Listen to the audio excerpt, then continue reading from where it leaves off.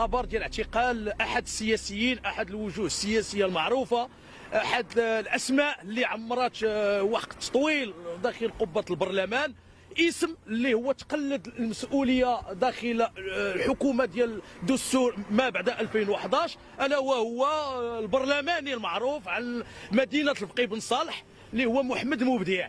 فشنو اللي غادي نقدر نقول لكم في هذا الاطار هذا، هو اننا كنتمنوا القرار ديال النيابه العامه اللي هو بالموجب ديالو تم احاله محمد مبدع على قاضي التحقيق. كذلك نتمن القرار ديال قاضي التحقيق لدى محكمه الاستئناف بالدار البيضاء اللي اتخذ اللازم وواصل الاجراءات في الملف، باعتبار ان هذا الشخص هذا هو توضع تحت الحراسه في اطار الاعتقال الاحتياطي.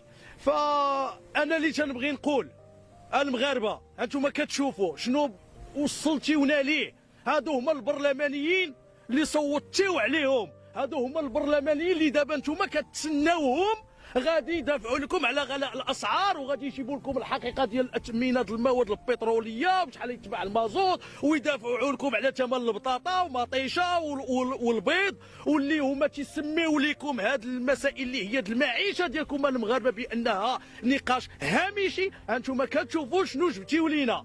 ولكن الحمد لله كنشكروا النيابه العامه، كنشكروا الفرقه الوطنيه، كنشكروا المؤسسه الامنيه على هذه الخطوه الجريئه، هذه الخطوه اللي هي تتبصم التاريخ السياسي المغربي، لاننا امام برلمان عاجز. ما يمكنش حنا نحلوا هذه المشاكل اللي عندنا. الاسر الحاكمه، اللوبيات الفساد، الخطابات الملكيه، حنا دائما كنشوفوا خطاب ملكيه كتخرج وكتندد بالفساد وكتدعو الى عقلنه المشهد الحزبي، الى عقلنه الاحزاب، ولكن كنشوفوا الامور تتبقى على ما هو عليه، حتى درجه اننا ولينا نقدروا نقولوا دوله في داخل دوله، ولينا في اطار مافيات، ولينا في اطار الجريمه ديال المال العام.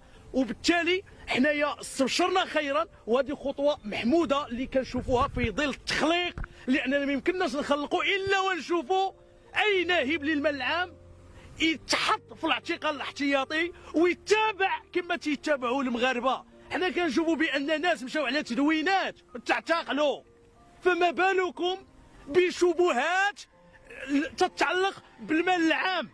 حنا اللي تنقولوا هو ان السؤال ديال جلاله الملك اين الثروه، حنا دابا غنبداو نوصلوا له. حنا غادي نبداو نوصلوا للسؤال ديال فين هي الثروه، وتنتظروا ان المبدع ما يكونش هو الواحد، هو اول واحد واخر واحد. حنا كنتظروا ان محمد مبدع يتلوه مبدع ديال وزان، ويتلوه مبدع ديال الغرب، ويتلوه مبدع ديال كازا وغيرهم من المبدعين. وايضا تمتد التحريات والتحقيقات اللي تتباشرها الفرقه الوطنيه وتباشرها جميع الجهات المختصه انها تمتد حتى الى الحكومه. حنا دابا حاليا امام حكومه تضارب المصالح، الحكومه تقودها عزيز اخنوش. عزيز اخنوش، اذا قلنا عزيز اخنوش تنقولوا شركه افريقيا ديال المحروقات، وبالتالي نحن امام شبهه تضارب المصالح. ايضا عندنا شبهه تضارب المصالح كذلك من حيث واحد الوزير اللي ما عمره اشتغل، ما عمره كانت عنده شي وظيفه، واليوم كنسمعوه هو ضمن المساهمين في احدى الشركات ديال تصنيع السيارات. اذا ولينا واحد ماسك جديد، ماسك اللي كاين ديال امريكا اللي شكل الثروه ديالو من العرق ديال الجبين ديالو، معروف كيفاش حصل على الاموال. ولكن عندنا واحد ايلون ماسك في المغرب اللي حنا ما عارفينوش مين جاب الثروه ديالو. اذا حنا خاصنا ما نتوقفوش عند مبدع وغير مبدع. البرلمانيين يحاسبون، مازال عندنا ناس واحد اخرين، مازال ناس تلوا البرلمان، مازال كاينين ناس متابعين، خاص الجميع يحاسب. ومبدع ديال وزان ومبدع ديال الغرب وجميع المبدعين اللي هما تيطبسوا بالمال العام خاصهم يلقاو نفس المصير. وحنا كنتمنوا هذا التجاوب ديال الفرقه الوطنيه الشرطه القضائيه، وايضا التجاوب ديال النيابه العامه اللي هي بكل صدق يعني راحت القلب ديالنا وعطاتنا الامل، لان امام السكوت وامام الابقاء على الوضع على ما هو عليه ما تنظنوش اننا غادي نوصلوا للتخليق ولا غنحميو هذه الاموال ديالنا. فسؤال اين الثروه هنا غادي يبدا. والاموال حنا تنركزوا على هذه الاموال خاصها ترجع للدوله. الاموال المنهوبه اي واحد ما عندوش الاموال ديالو جاتو من العرج، اي واحد الثروه ديالو تضخمات بعد دخوله للسياسه، خاص الفلوس ترجع للدوله. حنا تنقولوا الاموال ديال الدوله خاصها ترجع للخزينه العامه. المغاربه خاصهم يستافدوا من الثروات البلاد ديالهم. سؤال اين الثروه؟ البارح بدا من قسم التحقيق لدى محكمه الاستئناف، وحنايا تنتظروا ان هاد الخطوات ديال التخليق وديال حمايه المال العام تستمر. تنتظروا اننا نشوفوا حمله تطهير في ظل سنه 2023. اننا ما تنشوفوا الا المشاكل، الا الاحتقان الاجتماعي، حكومه الجوع. هذه البيض من يولي توصل البيضه ل 36 ريال، هذه ماشي حكومه الكفاءات. الحكومه اللي تترفع ثمن المحروقات على المغاربه وتدعم قطاع دون قطاع اخر، هذه ماشي حكومه الكفاءات. ولكن اللي بغيت نقول لكم المغاربه كما وصلتيو ذاك البرلمانيين اللي اليوم واحد فيهم هو في الاعتقال، انا تنبغي نقول لكم هذه الحكومه هذه راه فيها الناس اللي هما حاملين جنسيات دول اخرى، وبالتالي هذوك الناس اللي حاملين الجنسيات الاجنبيه الا كنا حنا خرجنا الاستعمار من الباب ها هو تيرجع لينا من النوافذ. وان الاوان الى اننا خاصنا نعاودوا النظر في القانون الانتخابي باش اي واحد عنده شبهات تتعلق بالمال العام ما يدخلش للبرلمان. كذلك الوزراء اللي ما عندوش جنسيه مغربيه فقط ما يدخلش ياخذ المسؤوليه الحكوميه. حنا كنعرفوا دابا اي شخص بغى يلتحق بصفوف الجيش، صفوف القوات المسلحه ولا الامن الوطني ولا الدرك الملكي، يشترط فيه يكون مغربي 100%، صاحب الجلاله هو مغربي 100%، المغفور له الحسن الثاني مغربي 100%. علاش حنا عندنا الحكومه فيها الناس مزدوجي الجنسيه مغربي وفرنسي في نفس الوقت؟ واش حنا ما عندناش حنا المغاربه اللي غادي يحروا اللي غيدافعوا على المصالح البلاد؟ واش حنا فرنساوي فاهم شنو توقع في الاداره، فاهم المشاكل الفساد، فاهم مشاكل التعليم، فاهم مشاكل الصحه؟ حنا بغينا مشاكل يحلوا اولاد البلاد. الكفاءات الحقيقيه هي المغاربه. حنا ما نجي نبقاو نطبق عندنا مطرب والحي لا يطرب. هادو ناس كون كانت فيهم انا تنقولها وتتحمل المسؤوليه، لو كانوا كفاءات كانوا غادي يبقاو في فرنسا وكانوا غيبقاو في كندا وكانوا غيبقاو في الدول اللي جاوا منها، ولكن جاوا لهنا لانهم تيشوفوا الريع، لانهم تيشوفوا الكعكه، لانه ولاو تيشوفوا ان الاغتناء السريع اصبح من خلال ولوج للسياسه، ولوج للبرلمان، ولوج للحكومه. وحنا الان تندقوا ناقوس الخطر، وخاصنا اعاده النظر في القانون المنظم للحكومه باش يتمنع على اي شخص تحمل الجنسيه دوله اخرى انه يتحمل المسؤوليه الحكوميه ولا يبدا يمثل المغاربه في المجالس الحكومه وفي المجالس الوزراء. وبالتالي اهل كادرى بشعابها، فالمغاربه هما اللي غيحلوا المشاكل. ما نتسناوش الناس يجوا من برا باش يحلوا مشكل المغربي والمغربيه. هناك شبهات، هناك ناس عندهم متابعات. حنا خاصنا نفتحوا الباب ديال الجميع خاصو يتحاسب، ماشي فقط مبدع. حنا ضد الشخصنه، اموال الدوله خاصها ترجع للدوله. اذا كنا غنحققوا التنميه خاصها ترجع من خلال الاموال المنهوبه.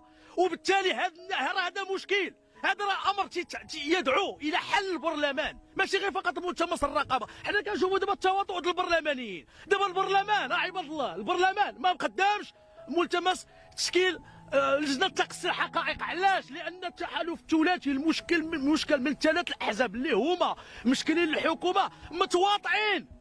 هناك تبادل المصالح، جهه في البرلمان، جهه داخل الحكومه، مقتسمين الريع، مقتسمين المصالح، مقتسمين الغله كما تنقولوا حنا باللغه ديالنا. وبالتالي حنا تنقولوا هذا البرلمان هذا اللي ما مستطعش يشكل لجنه تقصي الحقائق، وبالعكس اكثر من ذلك حنا تنشوفوا ناس ملاحقين بتهم الفساد. وبالتالي حنا ماشي بقينا خاصنا غير لجنه تقصي الحقائق، حنا دابا خاصنا حل البرلمان. ما بقيناش غير لجنه تقصي الحقائق، خاصنا ملتمس رقابه ولا حل البرلمان. انا تنظن ان الظروف اللي هي تشهدها المغرب حاليا راه ماشي احسن من الظروف اللي شهدها المغرب في ظل حركه 20 فبراير وتحل البرلمان. وكانت تحلت البرلمان. المبدع هو رئيس جماعه الفقيه بن صالح، سياسي برلماني وزير سابق. تمت المتابعه ديالو بتهمه تبديد اموال عموميه واستغلال النفوذ والرشوه والتزوير في وثائق عرفيه وتجاريه ورسميه.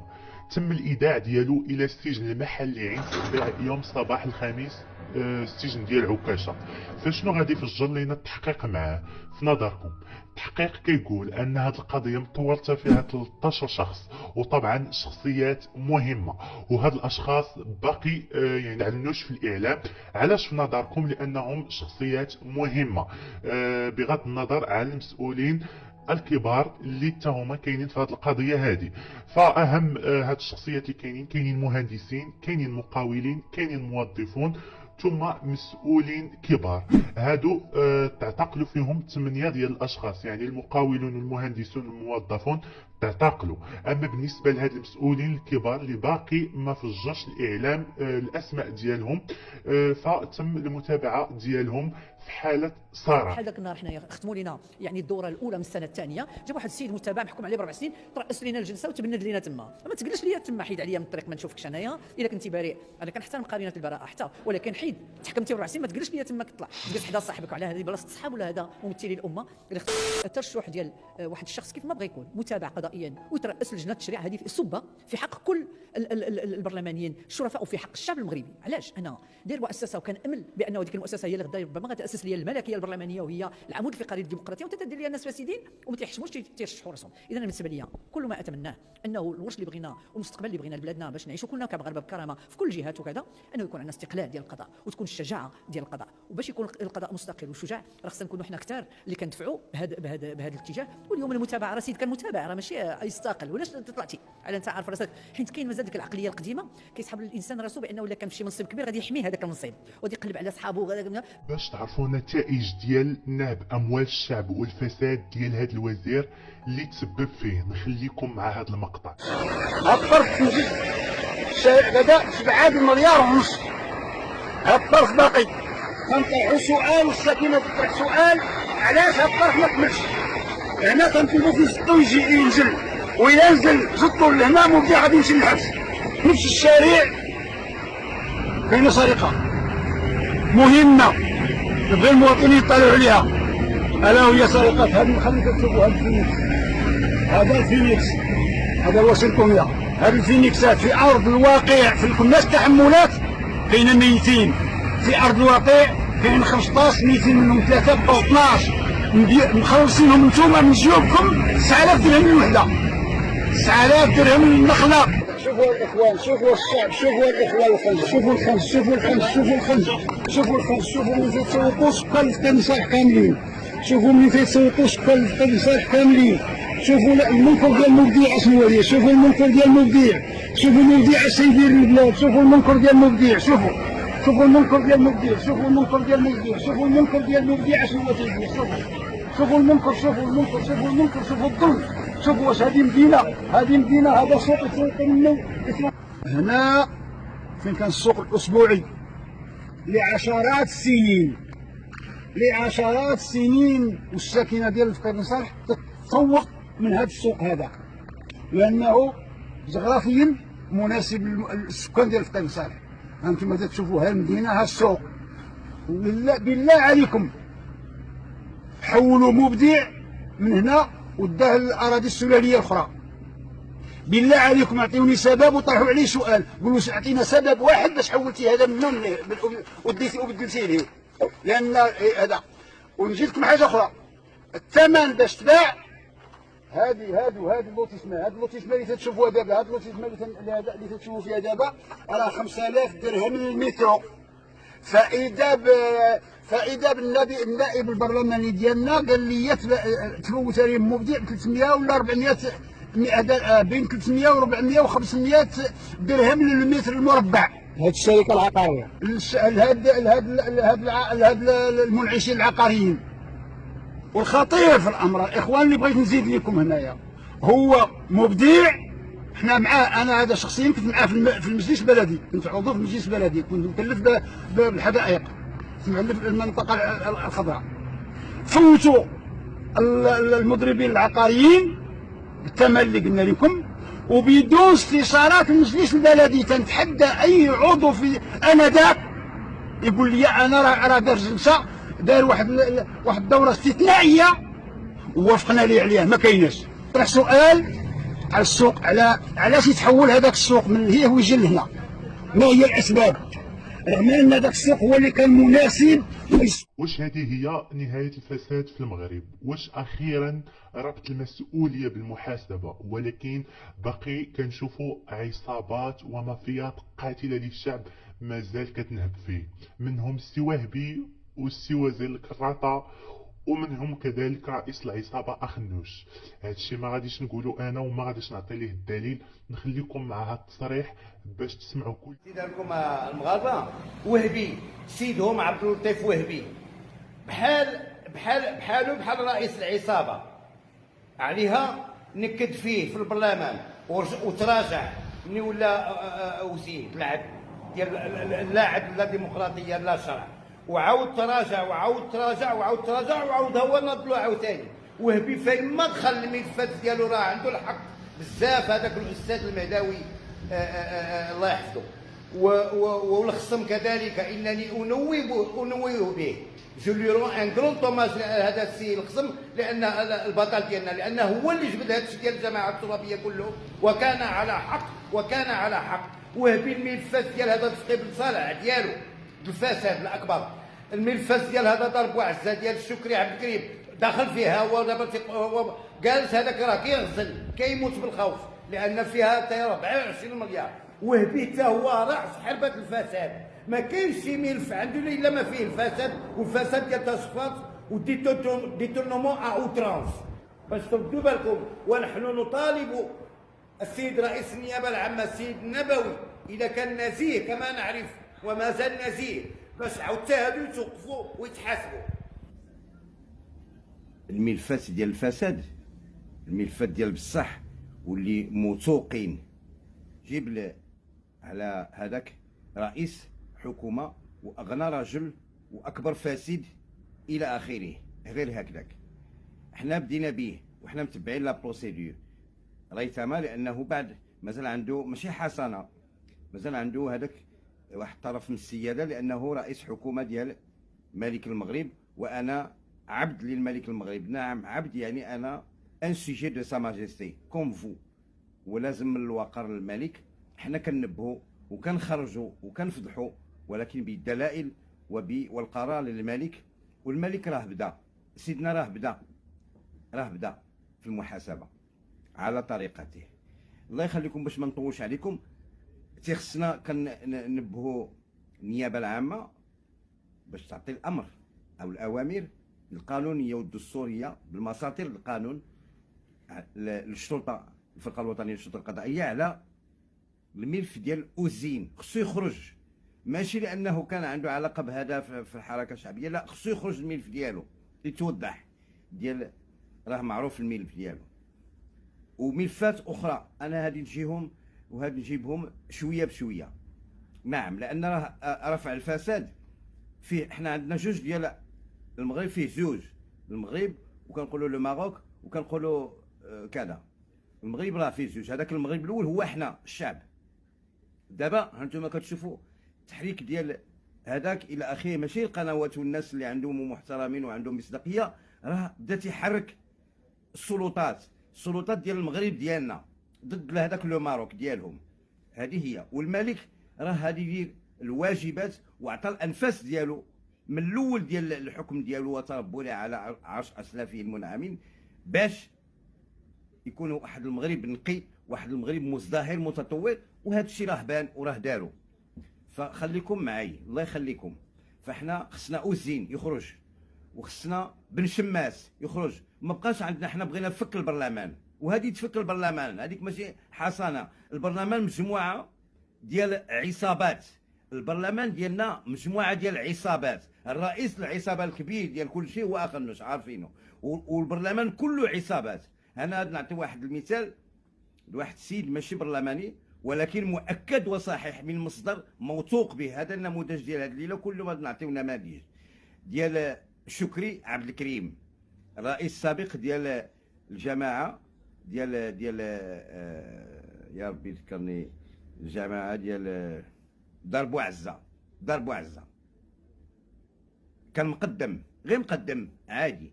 دابا اليوم الراس مال ديالو 24 مليار، غير 24 مليار. كان مقدم الحومه ديال ذاك الجماعه في شي حي. دابا وراه راه كي اللي تنقولوا راه تي هذاك. والمحامي ديالو، علاش عطيت هذا المثال؟ المحامي ديالو هو السي وهبي، امير حتى هو الفساد.